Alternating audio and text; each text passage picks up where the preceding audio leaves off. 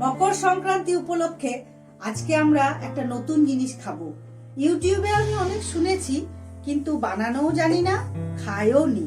তো আজ বন্ধুর বাড়িতে এসেছি, আমরা আজকে খাবো ধুকি পিঠে। তো ওটা কি করে বানানো হয় চলুন দেখি। এদিকে একটু দেখান। আচ্ছা মিলি, এটা কি চাল?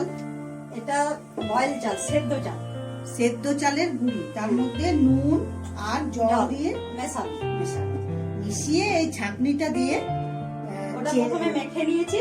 মেখে নিয়ে তারপরে এটা দিয়ে মানে চালতে হবে, চেলে বের করতে হবে। বের করে যে গুঁড়িটা বেরোবে সেই গুঁড়িটা দিয়ে সরাতে এরকম সেট করতে হবে। দেখান একটু সরাটা। এই সরাতে সেট হয়ে যাবে যখন, তখন এই যে এখানে হয়ে গেল, হয়ে একটা পিঠে আমাদের হাতে চলে এসেছে। ঠিক মানে বড় সাইজের ইডলি যাকে বলে। হেভি লাগলো দেখতে।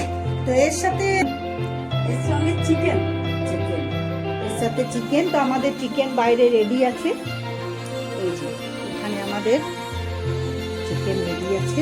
আমরা এবার এটা দিয়ে ধুকি পিঠে এনজয় করব। বাচ্চারা এখানে সব খাচ্ছে। হাই,